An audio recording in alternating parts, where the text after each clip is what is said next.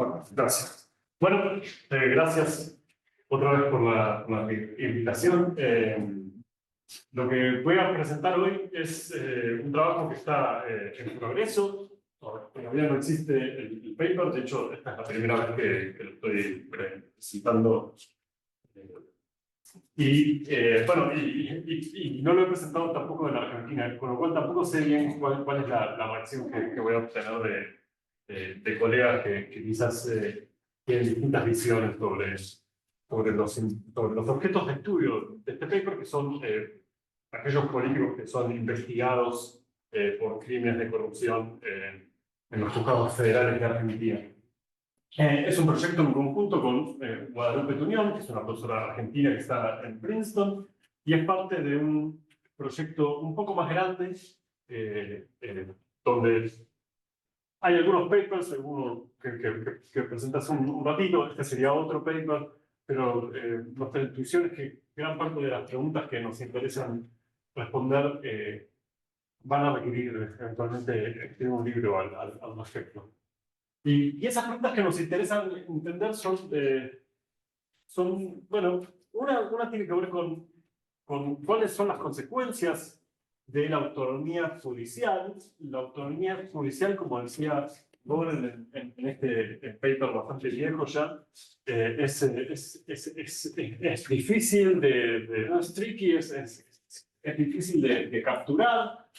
Por un lado, cuando las burocracias son autónomas del poder político, pueden actuar con independencia, pueden fallar sin tener en cuenta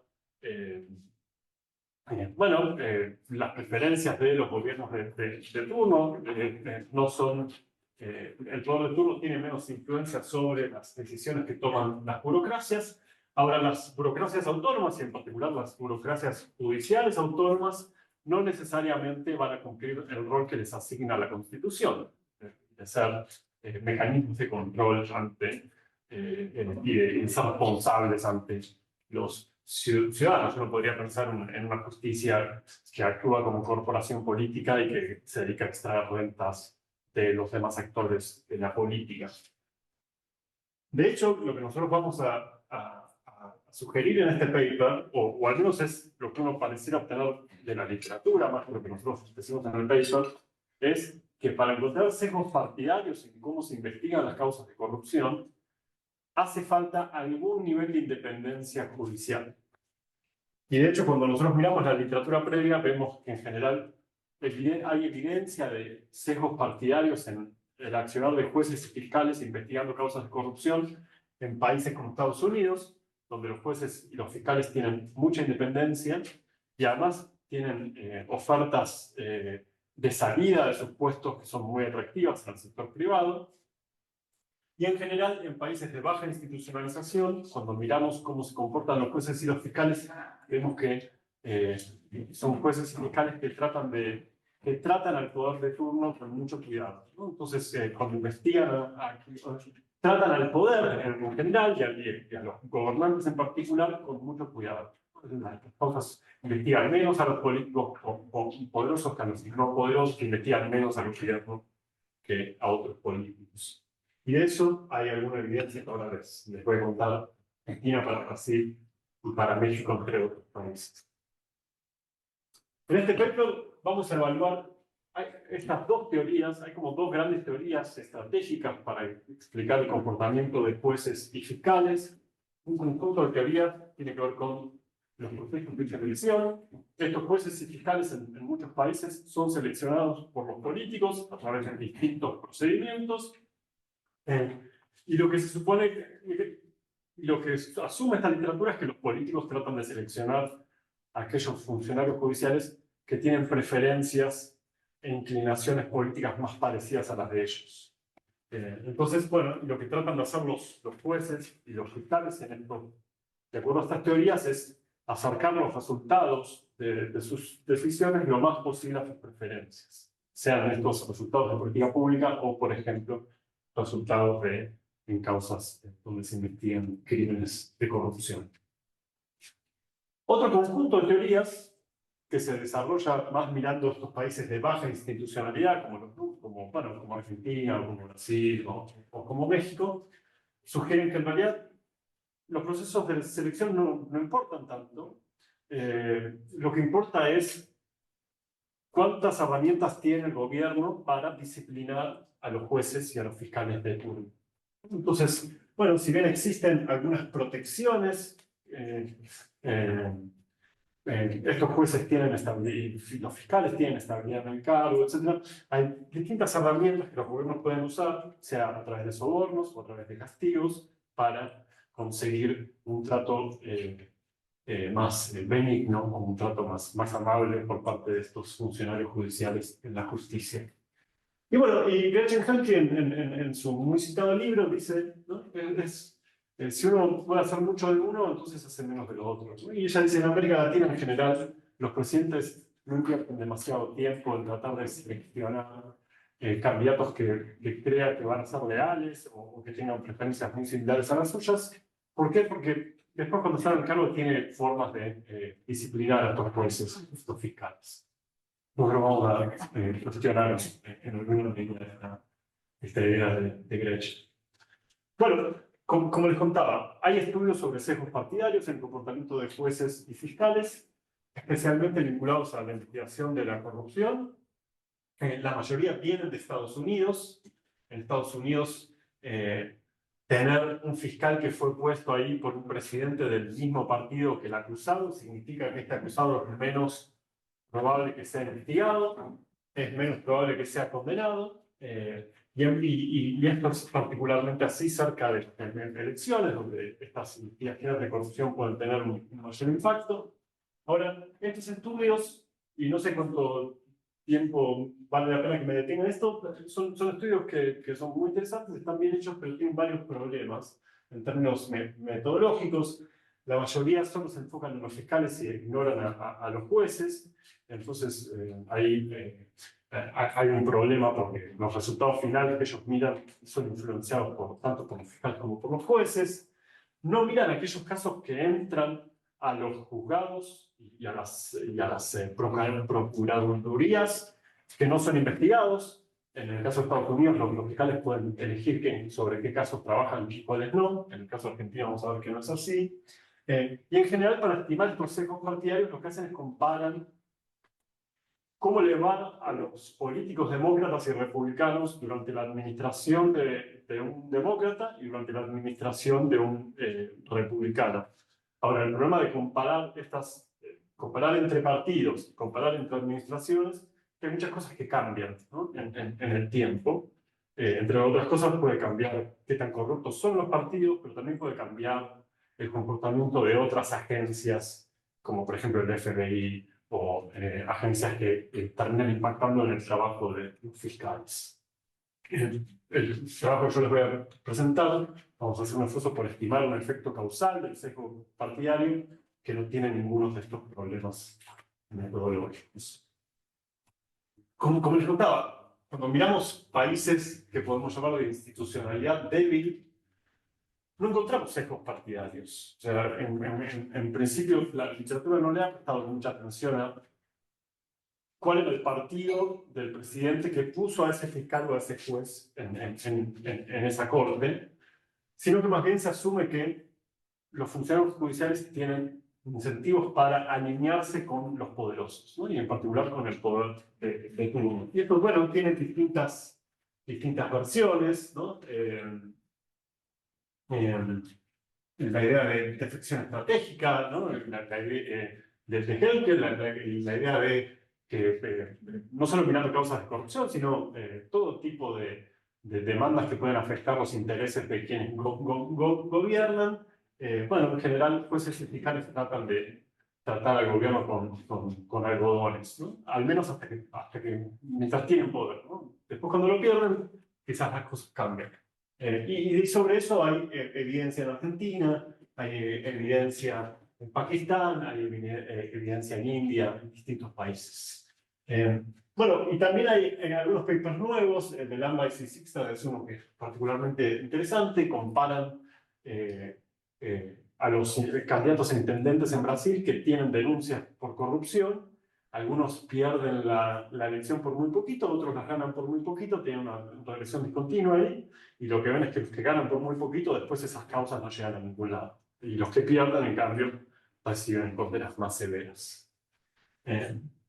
Y eso es en general lo que predomina, ¿no? La idea de que los jueces y los fiscales no son partidarios en América Latina, sino que en todo caso tratan de no enemistarse con el poder de turno. Bueno, ¿qué vamos a hacer nosotros en este contexto de la literatura? Vamos a tratar de estimar el efecto de sesgo partidario en investigaciones de corrupción. Nos parece que mirar causas de corrupción es particularmente interesante para evaluar sesgos partidarios, entre otras cosas por el impacto que pueden tener estas causas sobre las elecciones.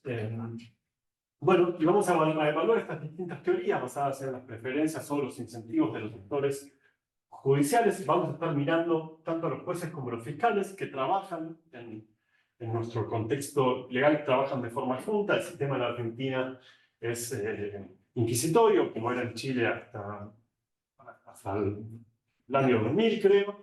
Esto es, el juez está más o menos a cargo de la investigación, el fiscal igual puede investigar, pero lo hacen de forma conjunta. Y bueno, en nuestro paper van a resolver varios de estos problemas metodológicos que les mencionaba, ¿no? Lo que vamos a hacer es vamos a mirar la asignación aleatoria de causas a juzgados que algunos tienen fiscales puestos por algunos partidos y otros tienen fiscales o jueces puestos por otros partidos. Y lo que vamos a ver es si estas causas en promedio, como son asignadas aleatoriamente, se parecen mucho, ¿no? En su calidad, en los políticos involucrados, etc. Si avanzan más o menos de acuerdo a si les tocó un juez o un fiscal que fue puesto ahí por un partido determinado. Perdón, me estaba avanzando. Bueno, entonces... me pasó un montón. Bueno, bueno, hasta acá estamos. Bueno, la política judicial en Argentina está politizada al menos desde los 30, cuando la Corte Suprema en ese momento decidió validar el golpe de Estado en contra de Irigoyen, y más aún después de que Perón logra Pacte Court, ¿no? Y ahí siempre la literatura establece esta distinción entre Roosevelt y Perón. Los dos querían cambiar la composición de la Corte. Perón lo logró, Roosevelt no, y después de Perón, todos los gobiernos que vinieron, hasta, bueno, incluso muchos después del 83, lo que hicieron cuando se unían era cambiar la composición de la Corte. No aumentaban los miembros, sacaban los que estaban, hacían algo para cambiar la composición de la Corte. Bueno, en general, los estudios que se han dedicado a estudiar la justicia en Argentina miran al Tribunal Supremo, y se han desarrollado distintas teorías de defección estratégica o balancing act, ¿no? O sea, esta idea de que los jueces son tiempistas de la política, son muy oportunistas, leen muy bien los tiempos de la política y todo el tiempo lo que están tratando de hacer es no enemistarse con aquellos políticos que tienen poder, en particular con el gobierno de turno o con el gobierno que es por venir. Sin embargo, algunos otros papers sí muestran que hay alguna evidencia de independencia judicial. Las cortes a veces fallan en contra de los gobiernos poderosos y los jueces que no han sido puestos ahí por ese partido también tienden a fallar en contra de esos gobiernos con mayor proporción. Nosotros vamos a estar mirando específicamente el periodo 2013-2022, o sea, vamos al final del gobierno de Cristina Kirchner, el gobierno de Macri y el gobierno de Alberto Fernández. Este es un periodo de muchísimo conflicto entre el kirchnerismo y la justicia. En parte tiene que ver con un cambio en la composición del Consejo de la Magistratura que llevó adelante el gobierno de Néstor Kirchner en el 2006, con un proyecto de Cristina Kirchner, que en ese momento era senadora, que aumentó fuertemente la presencia dentro del Consejo del partido mayoritario. Y también hay mucho conflicto con la justicia a partir de esta causa de la ley de medios de Clarín. El gobierno quería, hay multimedios muy importantes en Argentina, que es el Grupo Clarín, que tiene radios, televisión, cable, internet, periódicos, todos los medios que uno puede imaginar. El gobierno tenía un proyecto de ley que obligaba al grupo de medios a vender gran parte de los medios que poseía. Esa política enfrentó serias resistencias en la justicia, y en ese contexto se crea una organización de jueces llamada Justicia Legítima, impulsada por la que era en ese entonces Procuradora General de los Fiscales, la jefa de los fiscales, muy alineado con el gobierno kirchnerista. Bueno, y un poco es la historia que voy a tratar de contarles hoy, ¿no? Que es, vamos a ver que Argentina pasó de tener estos jueces extremadamente oportunistas, que los vamos a llamar los jueces de la servilleta, porque durante el gobierno de Menem, Corach, que era el ministro del Interior de Menem, le escribe al ministro de Economía, le dice al ministro de Economía que no se preocupase por los trámites legales de sus políticas, porque él controlaba una serie de jueces federales. Entonces le escribe una servilleta cuáles eran los jueces que respondían. Entonces, bueno, me dice que yo saqué esta idea de los jueces de la servilleta. Que van a ser muy distintos a estos jueces y estos fiscales que se unen a esta organización y que, como vamos a ver, se van a comportar de una forma muy ideológica. Nuestro foco va a estar puesto en Comodoro Pi. Comodoro Pi es el circuito federal, en realidad es la corte donde se investigan, the courthouse, ¿no? Es el circuito federal que está ubicado en la ciudad de Buenos Aires, donde se investigan las principales causas de corrupción de Argentina, todas las causas que involucran a funcionarios del gobierno nacional o a dinero del gobierno federal, en principio deberían tramitarse en Comodoro Pi. Además, se investigan temas de trata, corrupción y crímenes en contra de la Constitución. Estas cortes son muy importantes, en parte porque lo que les contaba la mañana son los que definen qué cosas van a ser juzgadas luego en la etapa oral. Si después en la etapa oral se descubren nuevos delitos, bueno, hay que hacer una instrucción nueva. El sistema sigue siendo inquisitorio, a pesar de que hace muchos años que existe la reforma para hacerlo acusatorio. Obviamente los jueces se resisten porque no quieren perder poder, y hasta ahora esa reforma no ha tenido lugar dentro de la ciudad de Buenos Aires. La mayoría de las causas no llegan a ningún lado, ¿no? Solo 8% llegan a un tribunal oral, de acuerdo a una auditoría del Consejo de la Magistratura. Aquí yo no estoy tomando el tiempo, cuando me queden 10 minutos, avísenme, que ahí el juicio acelerado. Acá simplemente decirles que el proceso de appointment y de sanción y de remoción de fiscales y jueces es distinto, ¿no? Se necesitan mayorías más grandes para nominar para confirmar un juez. 2/3 del Senado son una mayoría simple en el caso de los fiscales, y también es más difícil remover a un juez que un fiscal, especialmente si tenés un aliado en el procurador general, que tiene muchas herramientas para hacerle la vida imposible a los fiscales. Bueno, déjenme que les cuente un poquito cómo funciona esto. Hay 12 cortes y 12 fiscalías que trabajan en pares durante un año. Todos los años la fiscalía rota y entra una fiscalía. Entonces, bueno, el juzgado 1 el primer año trabaja con el fiscal que está en la fiscalía número 10, en el año 2 con el que está en la fiscalía número 9, en el año 3 con el que está en la fiscalía número 3. Todo el tiempo hay 6 juzgados de turno. De los 12 que están en Comodoro Pi, hay 6 que están de turno, y estos 6 que están de turno van variando cada 2 semanas. Cada 2 semanas sale uno y entra uno nuevo, ¿no? Y así van moviéndose secuencialmente. Y las causas son asignadas aleatoriamente a través de un sistema electrónico llamado el Lex 100. Entonces, bueno, tenemos estos 6 juzgados de turno. Entran las causas, como les explicaba en la mañana, las causas son denuncias, es muy bajo el requisito para hacer una denuncia, entran un montón de denuncias por día. Bueno, y el juez y el fiscal investigan juntos y después el juez tiene que tomar alguna decisión, ¿no? Que es absolver, declarar la falta de evidencia o procesar, ¿no? A los imputados. Y de ahí va a un juicio oral. Nosotros vamos a estar mirando especialmente esta etapa porque nosotros vamos a estar viendo cuántas apelaciones hay por causa. Muchas de estas cosas tienen secretos de sumario, hay muchas cosas que no podemos observar, pero sí podemos ver qué pasa con el proceso de apelaciones. Y ahora les voy a contar por qué me parece que es una buena variable dependiente. Los datos. Bueno, armar estos datos implicó mucho esfuerzo.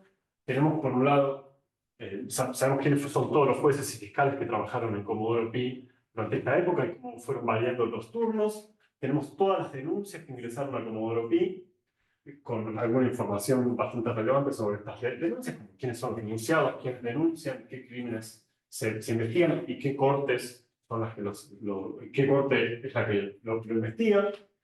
Y tenemos información sobre las apelaciones que fueron presentadas para cada uno de estos denuncias.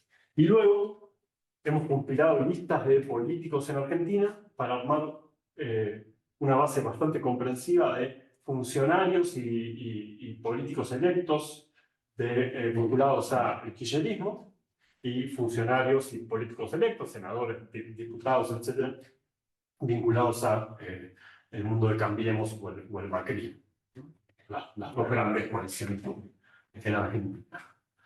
Como variable independiente tenemos el número de appeals, el número de apelaciones por causa, y nosotros tomamos esto como un proxy de si la causa avanza o no avanza. Después vamos a desagregar estas apelaciones en quién hace la apelación, qué es lo que se está apelando, etc. Pero en principio esta es nuestra principal variable independiente. Y la idea es esta, ¿no? O sea que a un mismo nivel de calidad del caso, de la evidencia, un fiscal que tiene afinidad partidaria por un partido va a investigar menos que uno que no la tiene, ¿no? Y va a investigar cuando los defendidos son de su mismo partido, ¿no? Y va a investigar más, ¿no? Aunque el caso sea débil, ¿no? A la misma debilidad del caso, alguien que tiene un sesgo en contra de un partido va a investigar más que uno que no tiene esa afinidad partidaria. Bueno, las variables independientes, ¿cómo vamos a medir afinidad? Bueno, vamos a medir afinidad en este caso por si los jueces y los fiscales fueron nominados a esas bancas y a esas cortes por el kirchnerismo, ¿no? O sea, por el gobierno de Néstor o el gobierno de Cristina. Y bueno, y como les decía, después también sabemos si las causas tienen a funcionarios del kirchnerismo o a funcionarios del Macri. Estas son las estadísticas de nuestras principales variables. Tenemos, bueno, 41.321 causas en nuestro dataset, que va del 2013 al 2022. Más o menos hay un 10% de causas con apelaciones. Y el total del número de apelaciones suma 4.322. Después sabemos quién hace la apelación y sabemos algunas cosas sobre qué es lo que se está apelando. Si es el procesamiento, si es un embargo, si es la detención preventiva. Y obviamente sabemos a qué juez le cae, ¿no? Más o menos hay un 65% de causas que caen con un juez que fue nominado por el kirchnerismo y un 56% para fiscales que fueron nominados por el kirchnerismo. Y tenemos más o menos los datos de denuncias que teníamos en el otro paper, que son más o menos 1.000 causas por cada uno de estos grupos políticos. Así como varían a través del tiempo, ¿no? Obviamente las causas se acumulan cuando los partidos están en el poder, pues bajan cuando están en la oposición y se vuelven a acumular cuando están en el poder. Bueno, en el caso de Cambiemos, el efecto es exactamente el inverso al del kirchnerismo. Bueno, nuestras hipótesis son tres. Una es que jueces y fiscales van a tratar con mayor cuidado a los políticos de los partidos que los nominaron para ocupar esos cargos. Que este efecto, que el sesgo partidario, ahora eso lo vamos a llamar sesgo partidario, que ese sesgo partidario va a ser mayor para los fiscales que para los jueces, en parte porque por este rol que tiene el procurador general y parte porque durante este tiempo la mayoría de los fiscales que son aprobados por el Senado se aprueban con mayoría simple, sin apoyo de la oposición. En cambio, para los jueces, si no tienes apoyo de la oposición, no puedes, la nominación no pasa. Y bueno, y de acuerdo a la literatura, deberíamos esperar que una vez que los partidos pierdan el poder, los fiscales que fueron puestos ahí por esos partidos cambien sus lealtades, ¿no? O al menos apaciguan sus sesgos partidarios. Bueno, vamos a estimar dos ecuaciones, una para jueces y otra para fiscales.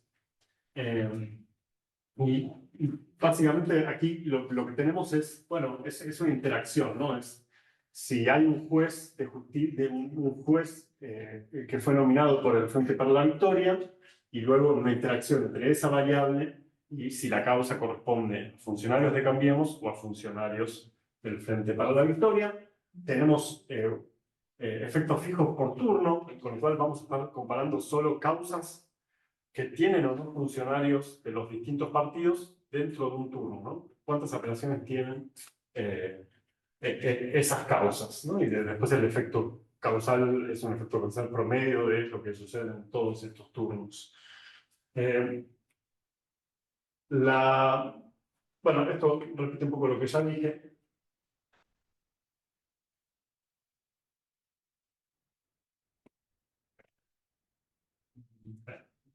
Bueno, obviamente varía la cantidad de jueces y fiscales que fueron nominados ahí por el kirchnerismo en cada turno, con lo cual usamos, como estimador, usamos un inverse probability weighting, que básicamente le da un peso distinto de acuerdo a la probabilidad de ser asignado a un treatment. Acá el treatment es tener un fiscal, un juez nominado por el kirchnerismo. Sacamos de la base de datos aquellos casos donde no hay ningún fiscal o juez nominado por el kirchnerismo en el turno, o donde son todos nominados por el kirchnerismo en el turno, para no violar esta positivity assumption.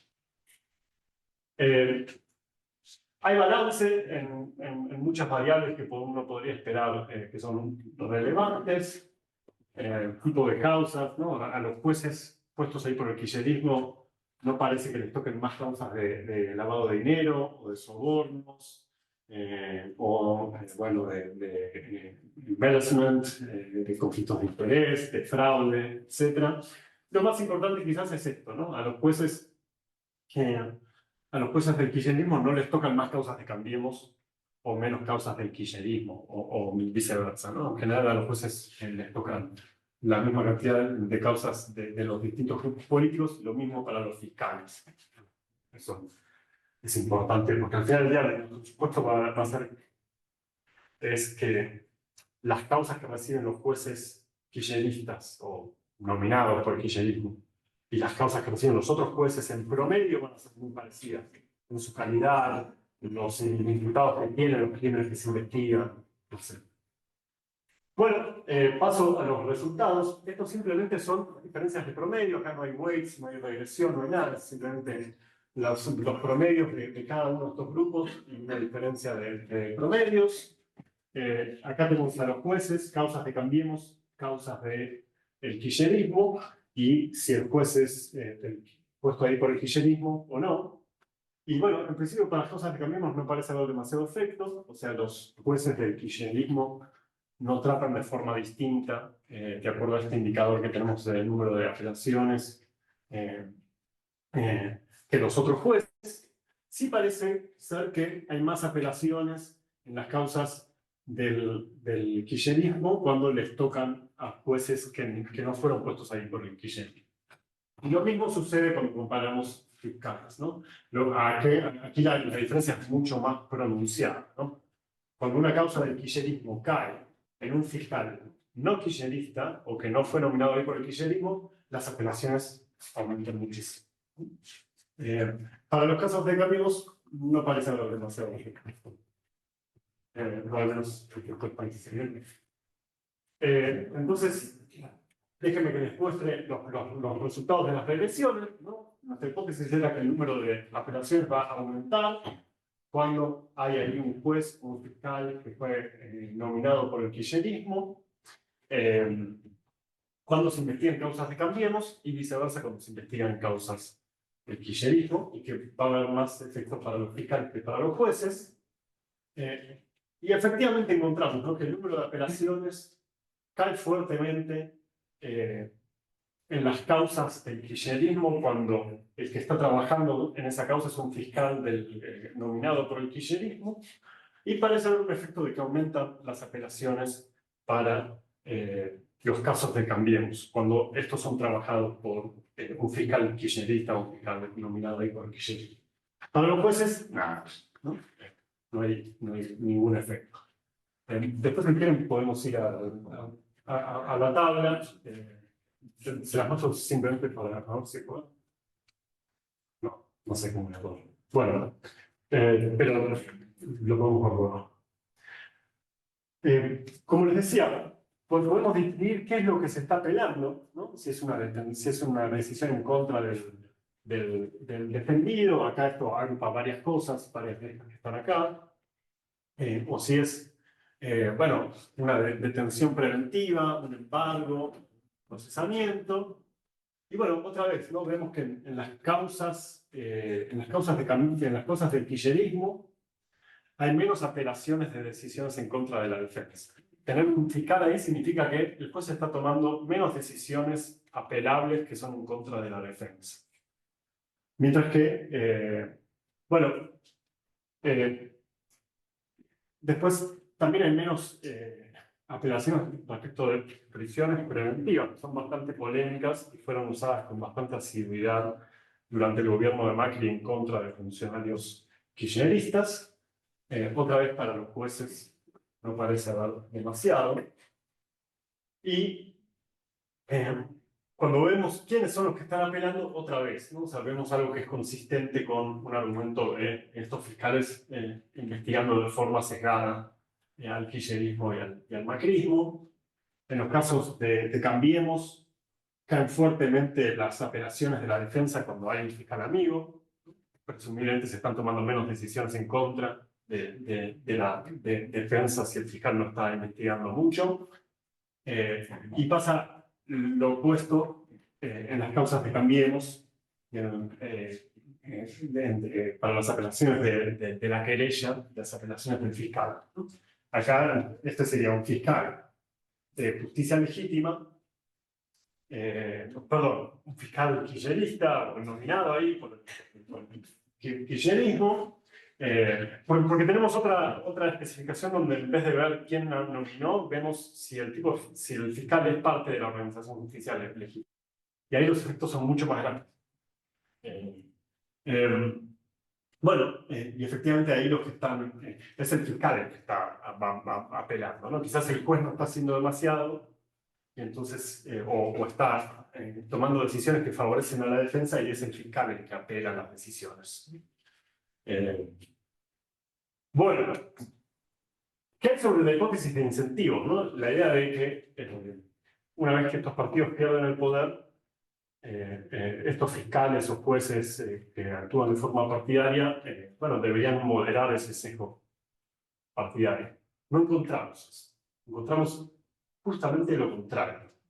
Los principales efectos de estos fiscales que fueron nominados ahí por el kirchnerismo los encontramos especialmente en el gobierno de Macri. Es en el gobierno de Macri donde estos fiscales se distinguen más de sus colegas. Y lo hacen tanto en el periodo en el cual Alejandra Gils Carmó sigue como procuradora general, como cuando Gils Carmó se va. Entonces, este es un momento de mucha presión política del gobierno de Cambiemos sobre los fiscales y sobre la Procuraduría en general. Macri expulsa a la Procuradora General que fue puesta ahí confirmada por 2/3 del Senado, pero fue puesta ahí por el kirchnerismo, de ser una militante política, le pide que renuncie, la acusa de que gran parte de las investigaciones en las causas de corrupción están cejadas en su contra. Gilles Carbó resiste durante 2 años renunciar, hasta que en un momento la presión es muy fuerte y decide renunciar. Es reemplazada por un fiscal que viene de la carrera. Y que de hecho, como después el gobierno kirchnerista en la etapa de Alberto no logra ponerse de acuerdo entre ellos para nominar un fiscal, un procurador general, sigue siendo hoy el procurador general, ¿no? Entonces, este es un momento donde hay mucha presión para que estos fiscales se acomoden a la nueva situación política, y sin embargo es ahí donde vemos los efectos más grandes. Bueno, lo que concluimos nosotros entonces es que, bueno, hay obviamente diferencias entre los jueces y los fiscales, pero también hay diferencias en el tiempo, ¿no? O sea, pasamos de los jueces de la servilleta de Corach y Menem, ¿no? A estos fiscales que algunos llaman ultramacristas, otros llaman ultra-kirchneristas. Hay un efecto significativo de sesgo partidario para los fiscales que fueron nominados por el kirchnerismo, cómo investigan la corrupción, no para los jueces. Y nos parece que, bueno, en parte esto debe tener que ver con las reglas, ¿no? Los fiscales que fueron puestos ahí con mayorías estrictas conformadas por el kirchnerismo, no hubo acuerdos entre los partidos para nominar a estos fiscales. Pero también nos parece que hay un tema de, bueno, hay algo más, ¿no? Que estos fiscales se comportan de una forma ideológica, incluso si eso significa poner en riesgo sus puestos actuales. O sea, son realmente, tienen ideologías fuertes. Ahora, bueno, quizás sus incentivos profesionales vayan por otro lado, ¿no? Vaya por generar muy buenos vínculos con el kirchnerismo para después obtener otras cosas cuando el kirchnerismo vuelve al poder, etc. Es difícil saber cuál es la ecuación que están haciendo, ¿no? Pero lo que sí estaban haciendo era poner en riesgo sus puestos actuales, ¿no? Eso seguro. Bueno, algunas de estas cosas les mencionaba al principio, ¿no? Esta es una discusión que está muy presente en la Argentina. Cristina acusa a los jueces y fiscales que la elegían de ser parte de lo mismo que hacía el partido militar en los 70, ¿no? Esta idea del lawfare, la idea de que hay un complot en contra de los líderes de izquierda en la región para sacarlos de la cancha. Macri también se queja de que cuando lo investigan hay sesgos partidarios en las investigaciones. De hecho, lo que nosotros mostramos es que es consistente, ¿no? Entonces acá dice, Gilles Carbó, que era la procuradora general puesta por el kirchnerismo, no es independiente, ¿no? Dice, es una activista del kirchnerismo. Le pedí que renunciara y no lo hizo, eso no está bien. Ella está detrás de todas las acusaciones en contra de mí, ¿no? El caso del Correo, Bianca, los Panama Papers, etc. Y bueno, nada, los ejemplos de políticos victimizándose y acusando a los demás de persecución política son muy amplios. Bueno, hasta aquí llego.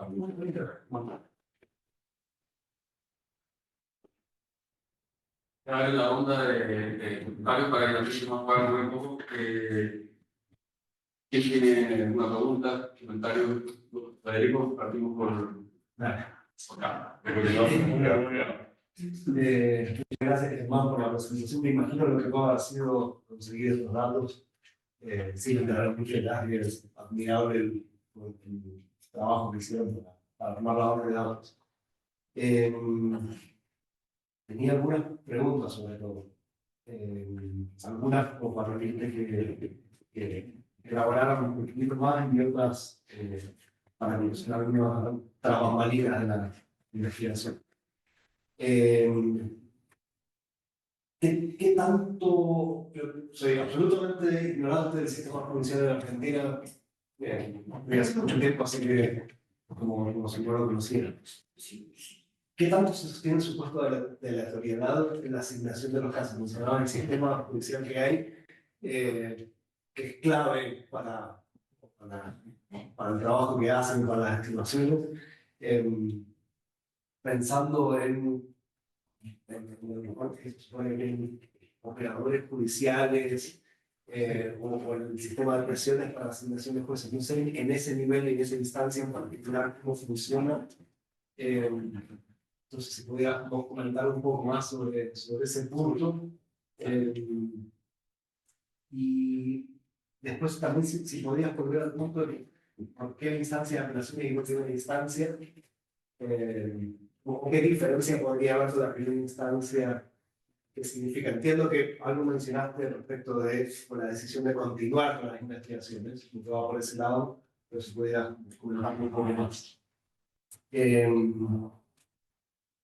Después, es interesante lo que mencionabas, la diferencia entre jueces y fiscales, ¿no? Y el rol de la Procuraduría General en eso. Entonces, preguntarte como, quizás todavía en términos intuitivos, pero ¿cómo supone que puede ser el mecanismo causal ahí? ¿Es vía la Procuraduría General que se generan este tipo de presiones? ¿Cómo suponen que puede funcionar eso? ¿De qué manera? Y se puede tratar también para futuras generaciones. Y también, de nuevo, desde la ignorancia, ¿cómo entran un poco los operadores judiciales en este esquema? Si es que hay, no hay, como... Bueno, eso, Bueno,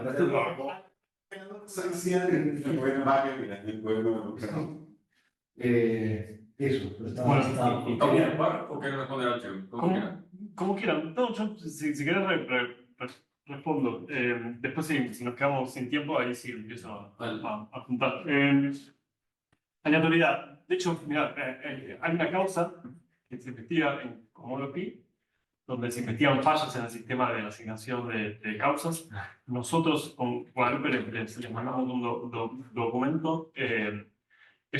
La causa se inicia a través de un estudio que habían hecho en una ONG llamada ASIC en Argentina, que es es una ONG que se dedica a estudiar temas de justicia. El informe que ellos habían hecho estaba mal hecho, pero de una forma un poco burda. Y entonces, de hecho, nosotros los confrontamos a ellos, y no, ¿por qué no publican una perfección? No quisieron. De hecho, todavía se dio en los medios. Entonces, nosotros le acercamos la información al juzgado.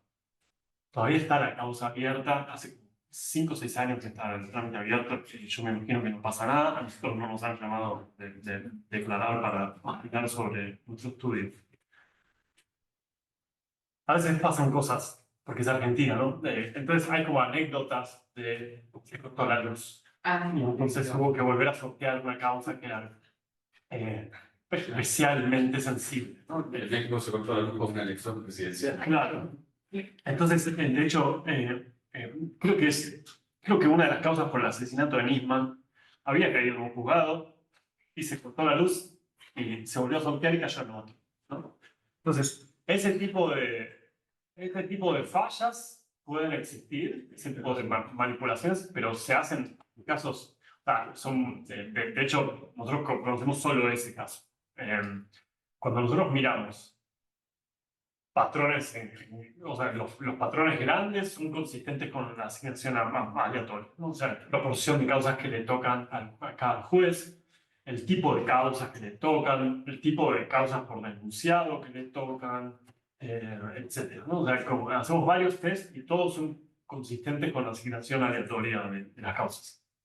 Pero bueno, a veces la manipulación política puede existir.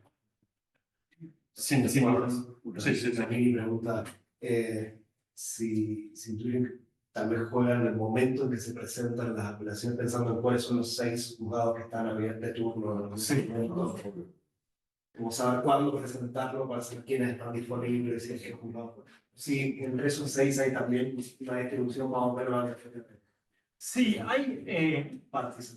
hay sospechas de como judge shopping, ¿no? Entonces, y hay distintas formas de hacerlo. Una es simplemente esperar a que aparezca un juzgado amigo en el turno y después jugártela, ¿no? Porque es uno de seis. Pero hay distintas cosas que los partidos hacen para tratar de trampear esto, ¿no? Digo, presentar muchas denuncias a la vez que son muy parecidas.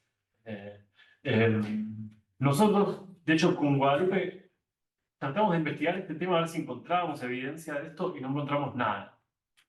Pero bueno, pero sí es una especulación que existe, al menos a nivel mediático.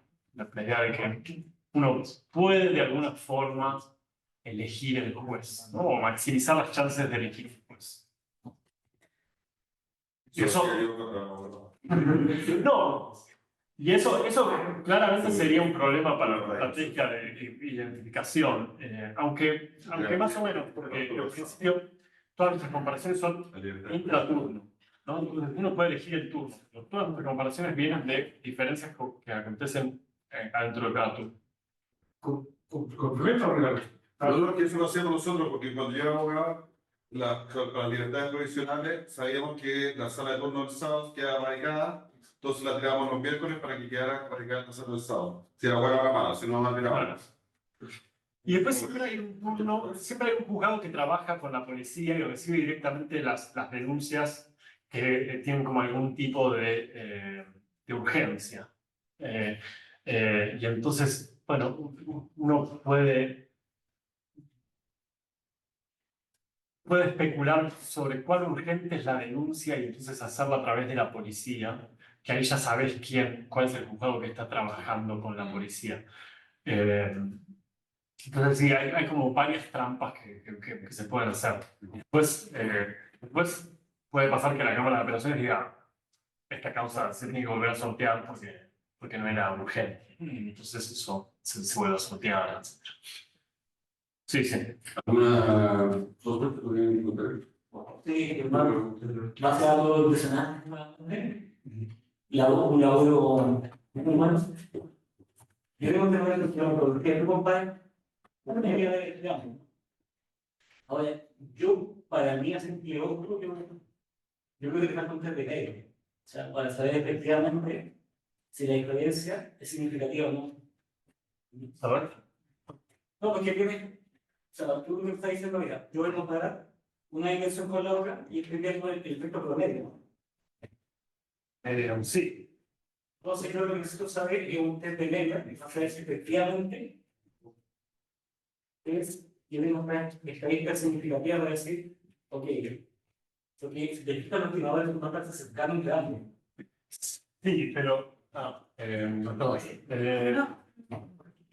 Pero. Es un buen punto y quizás yo no fui bien claro acá. Porque nosotros tenemos, por cada estimación, tenemos dos coeficientes de interacción, ¿no? Uno es la interacción entre el fiscal del kirchnerismo y una causa kirchnerista, y otra interacción que es un fiscal del kirchnerismo y una causa del Macri. Y a veces esos confidence intervals están muy cerca.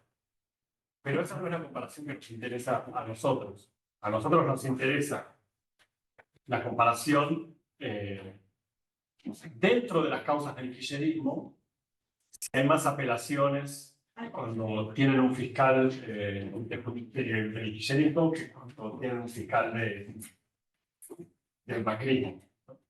Entonces,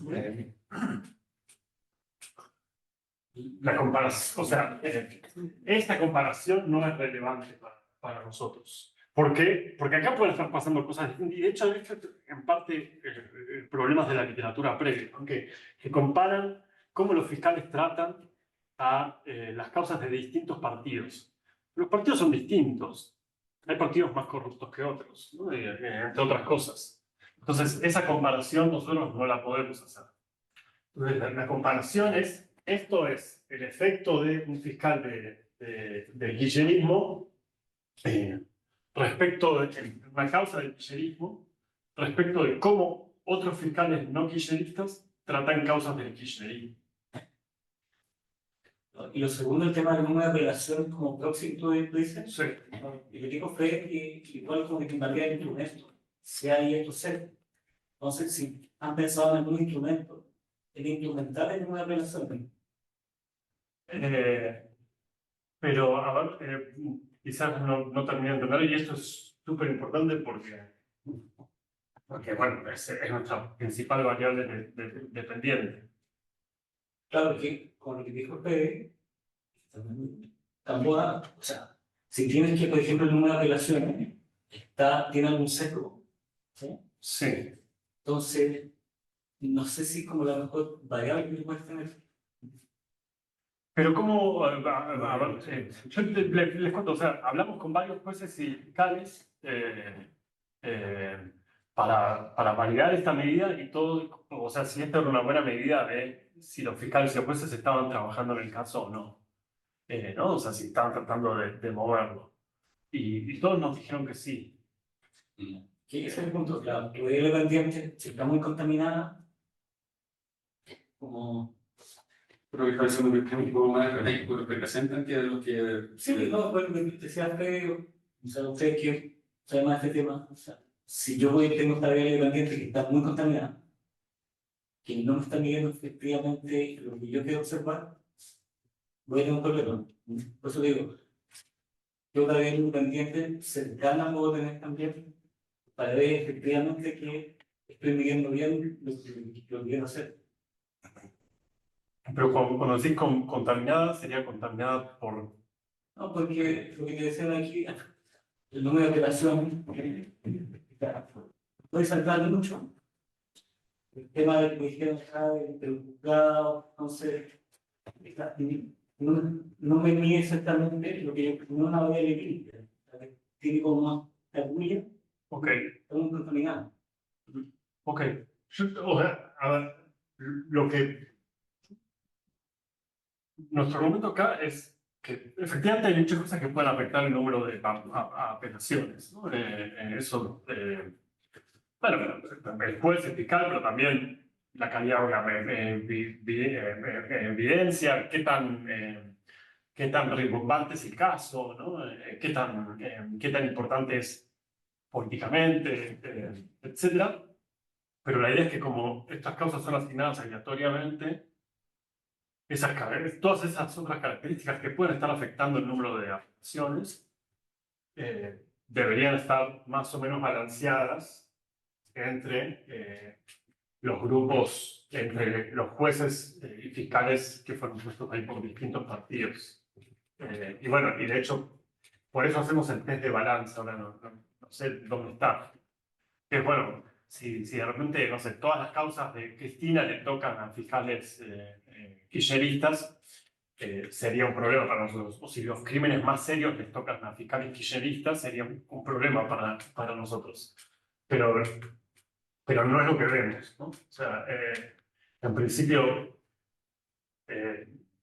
estas son las variables que están en el dataset. Podríamos agregar otras. Pero bueno, hay bastante balance en todas ellas. Eso es lo que yo entiendo que vos llamás ruido.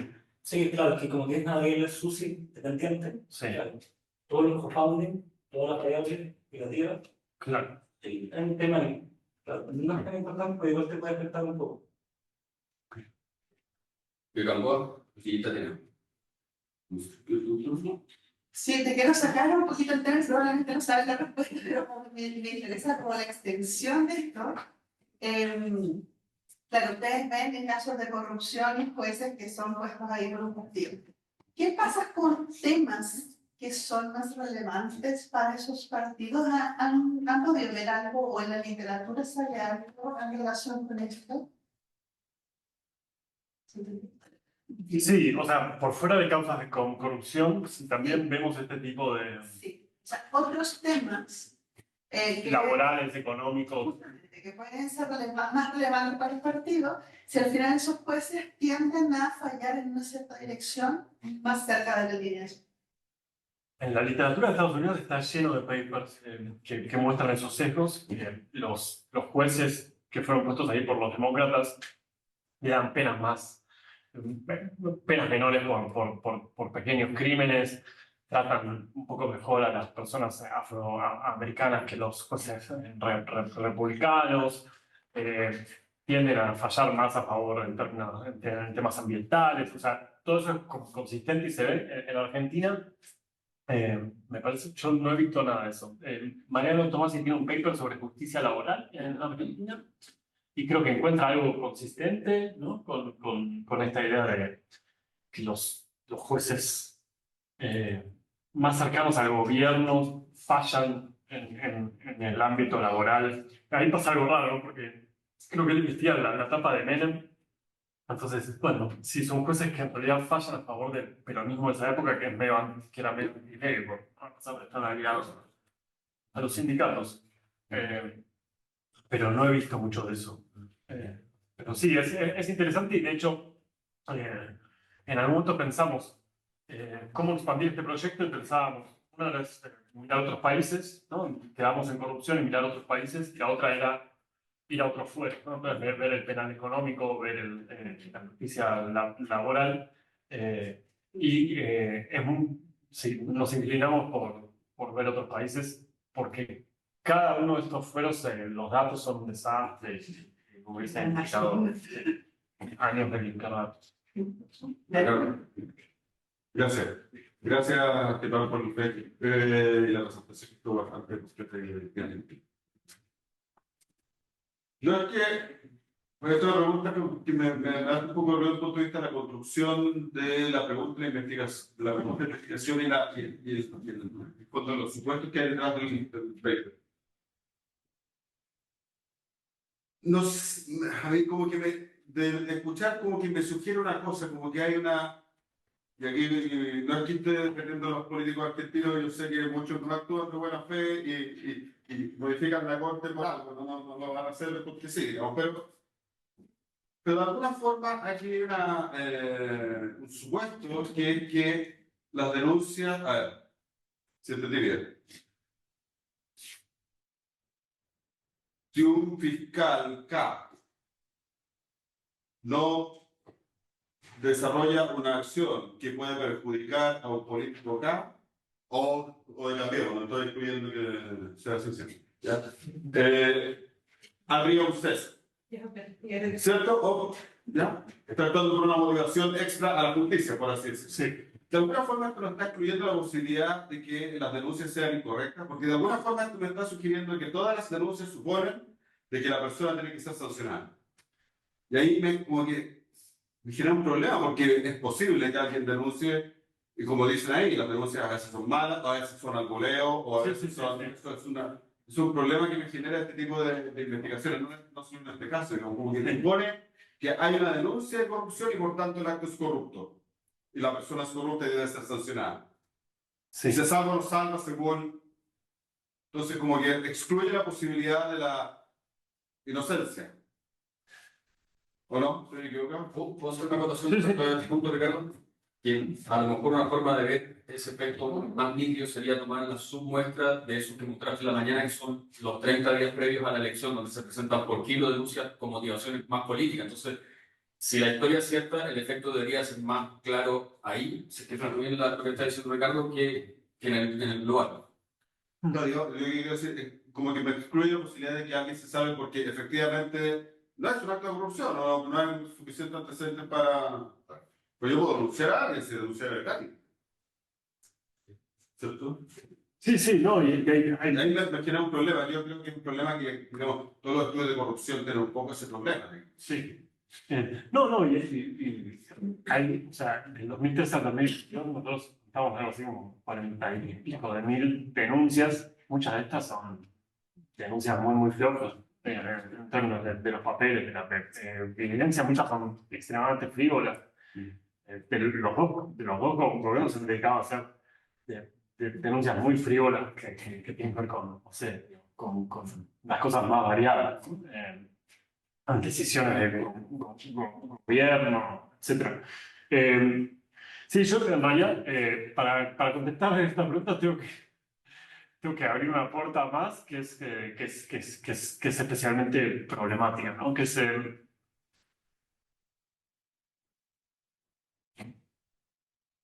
la idea acá es que uno tiene, hay denuncias malas, hay denuncias buenas, hay denuncias frívolas.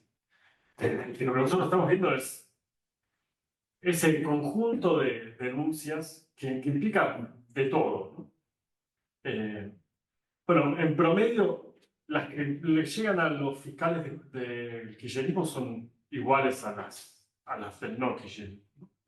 Y lo que vemos es que estas avanzan un poco más y estas un poco menos. Entonces, algunas probablemente no avancen porque hay buenos motivos para que no avancen. Y esas están del otro lado. Y si estos otros no son sesgados, tampoco deberían avanzar. Y hay algunas que son buenas y no avanzan, porque hay un fiscal ahí que está protegiendo a un grupo político y avanza. Estoy negando que el fenómeno no exista. Entonces, digo, sí, yo en general creo que es verdad. Muchas de estas denuncias ni siquiera deberían ser aceptadas. Lo más probable es que esas no caminen, ni cuando les toca a un juez que fue puesto ahí por otro partido, otro presidente, y cuando le toca a un fiscal de justicia legítimo. Hay un problema en la comparación que nosotros hacemos que es, ¿y si el sesgo lo tienen los otros? ¿No? Nuestro grupo control, ahí hay un poco de todo. Hay jueces y fiscales nominados por Menem, hay jueces y fiscales nominados por Macri, hay jueces y fiscales nominados por De la Rúa. Nosotros lo tratamos por el grupo control, pero bueno, también puede tener sus propios sesgos, ¿no? Uno podría ver esto al revés, ¿no? Es decir,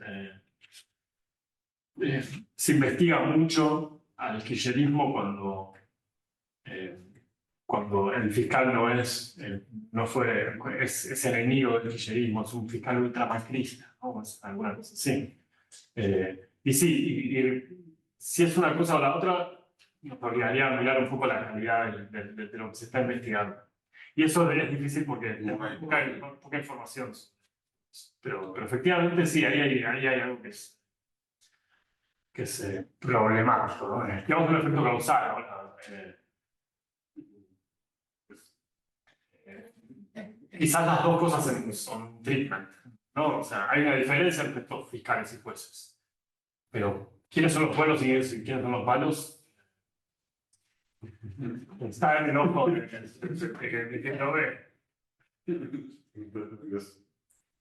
tengo una pregunta muy corta, pero no sé si alguien más tenía una pregunta. Muy específico. Pensando que como kirchnerismo como 12 años para nombrar fiscales y unos 4, ¿cómo es el balance entre uno y otro en términos de cantidad? Porque tenés, si no, para feministas, por eso hay que irse como muy atrás. Sí, más o menos la mitad de los jueces y fiscales los puso ahí el kirchnerismo. Y el resto, el 30% son de Menem, entre el 30 y el 40% son de Menem. Hay uno de la Rúa, hay un juez de la Rúa, y después hay un juez y un fiscal de Macri. Y de hecho, bueno, también yo cuando me peleo con mis amigos kirchneristas, les muestro cómo está compuesto con Bolotín, ¿no? O sea, los jueces de los tribunales orales, de casación, ¿quién los puso ahí? Kirchnerismo. O sea, la mayoría lo pusieron ahí, el kirchnerismo confirmado con una mayoría en el Senado, controlado también por el peronismo. Entonces, bueno, no sé, o no sabían lo que estaban haciendo, pero sí, todavía hay mucho. Es una pregunta un poco más como de implicaciones de este tipo de violencia, este tipo de sistematización. Con la realidad política, se está observando ahora con Milei, ¿cierto? Uno quiere asumir que los jueces kirchneristas ahora van a hacer resistencia, así que vienen, ¿cierto?, apelaciones de la Corte. ¿No se puede ser algo por esa idea?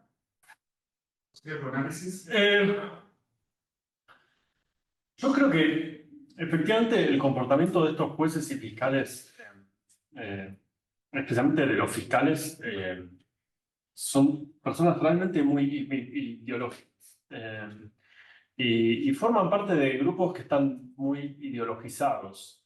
De hecho, discutíamos con un fiscal, que es el fiscal Federico Delgado, le hicimos la última entrevista antes de que muriese, y él nos decía, ¿no? Como, nos hablaba de sus colegas, y decía, bueno, hay muchos beneficios de ser parte de justicia legítima, te invitan a congresos, te invitan a dar charlas, es como, bueno, quizás es verdad que están poniendo en riesgo su posición, pero lo que hacen es consistente con lo que piensan, ¿no? Y tiene algunos beneficios ser leal, ¿no? a ese grupo. Yo los veo muy ideológicos. No creo que se vayan, no los veo cambiando su comportamiento y ahora votando a favor de Milei o de Macri. Distintos los jueces, ¿no? Los jueces sí, nuestra evidencia es bastante clara. Estos son muy oportunistas y siguen, o sea, básicamente, uno podría llamar, son ecuánimes, en su oportunismo son ecuánimes. Tratan a todos más o menos con los mismos guantes. Yo tenía una cuestión un poco al trabajo. Nosotros hemos venido trabajando con Carlos y Marcelo también, datos sobre el lobby en Chile hace rato.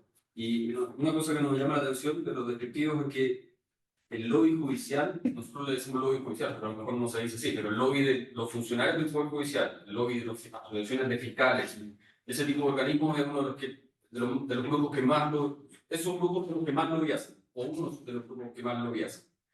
Entonces, en un sistema que la nominación es distinta, que es más endógena al propio sistema y no está tirada hacia la legislatura y con esas diferencias entre jueces y fiscales que hemos trabajado acá.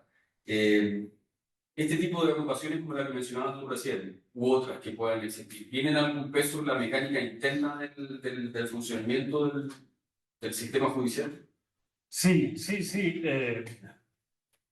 De hecho, hay una asociación federal de magistrados que tiene elecciones con cierta regularidad. En general hay dos listas, la celeste y la Bordeaux, ¿no? Creo que la celeste es la más antiquillerista, la Bordeaux es la quillerista, y han logrado mayorías en esta asociación, o sea, en general está controlado por los antiquilleristas. El quillerismo dentro de estas asociaciones profesionales de jueces y fiscales ha logrado avanzar un poco, pero todavía no han logrado ganar ninguna elección. Y después está, obviamente, justicia legítima, que ya no es una organización gremial, sino que es una organización de la sociedad civil. Y bueno, y gran parte de estas disputas entre jueces y entre la justicia y el gobierno aparecen con clarín. De hecho, justicia legítima aparece porque en un momento la causa, la reforma de la ley de medios está parada en un juzgado porque Clarín presenta un amparo para no vender sus medios y ese amparo es aceptado por un juez y la Asociación Federal de Magistrados emite un comunicado donde dice el gobierno está presionando a los jueces para fallar a favor del gobierno en esta causa y eso es una injerencia indebida del gobierno sobre la justicia, bla, bla, bla. Y ahí surge justicia legítima como respuesta, ¿no? Inmediatamente, a los 5 días, sale un comunicado de un grupo que nadie sabía que existía llamado Justicia Legítima, impulsado especialmente por Gilles Carbó, donde dice, no, lo que está pasando acá es grupos económicos que tienen capturada la justicia. Lo que nosotros tenemos que tener es una justicia realmente independiente. Y bueno, así que sí, ahí creo que también se mete el tema de servicios, grupos económicos. ¿Quiénes son los principales de estos jueces? Un poco son ellos mismos, ¿no? O sea, la justicia es una corporación en Argentina, actúan como una corporación, tienen tiene muchos beneficios ser parte de esa corporación, tienen muy buenos salarios, tienen mucha estabilidad en el cargo, y hay muy poco control sobre las cosas que hacen. Con lo cual, hay algo cierto en el argumento del kirchnerismo de que a veces actúan corporativamente. Y después, cuando vos mirás quiénes son los principales, ¿no? ¿Cómo se llega a ser juez federal en Argentina? Bueno, de hecho hay mucha gente que está trabajando en las redes del Poder Judicial, ¿no? Y bueno, y vienen todos del mismo lado, ¿no? O sea, todos hacen carrera judicial, todos tienen padres, tíos, padrinos que formaban parte de la justicia, todos vienen de las mismas cátedras de la UBA, los jefes de cátedra de la UBA están muy conectados con todo este mundo, y todos vienen con un visto bueno de algún sector de los servicios de inteligencia, especialmente en estos juzgados en penal económico, en Comodoro Pi,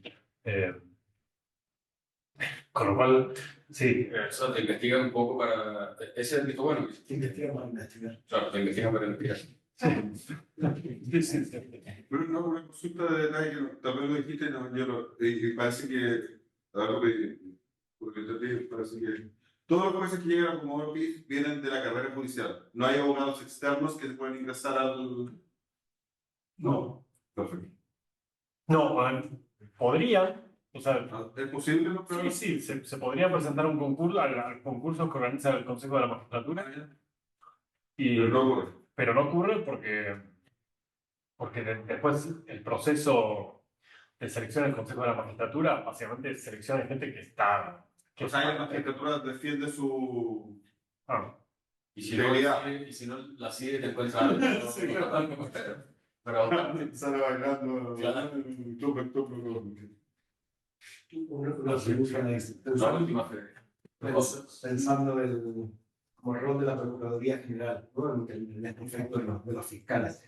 Tenés como tres periodos, uno como Gilles Carbó, como consistente con el gobierno, otro 2 años inconsistente con el gobierno, y después Casal, consistente y después inconsistente. Si hay una diferencia de efectos ahí, como cuando el gobierno y Procuraduría General son de la misma línea, o de distintas líneas, y si de repente varía un poquitito, si lo probaron como subseteando un poco. Sí, el periodo. no, lo que vemos es que tanto en el periodo de Gilles Carbó como en el periodo de Casal vemos estos mismos efectos.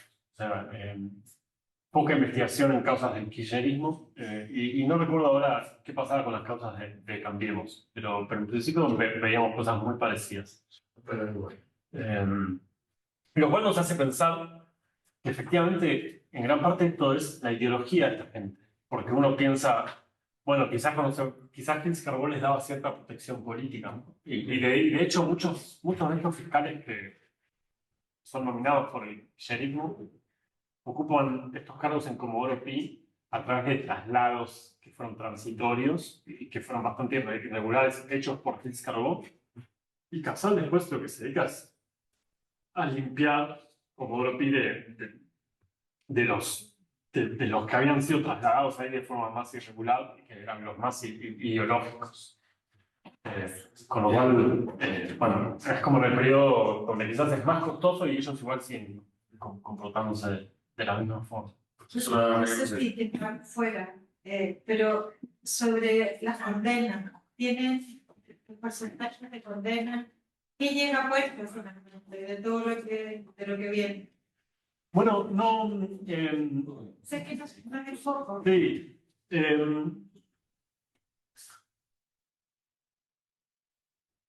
No es fácil saber cuál de todas estas denuncias llegaron a un tribunal oral.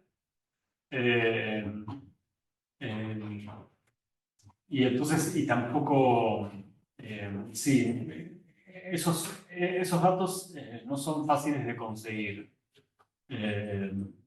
Así que existe esta auditoría que hizo el Consejo de la Magistratura, y que es la calidad de esta auditoría, no sé, básicamente se hizo con el self-reporting de los juzgados, ¿no? De cuántas causas de corrupción habían investigado y cuáles habían llegado a un externo a juicio oral y cuáles no, etc.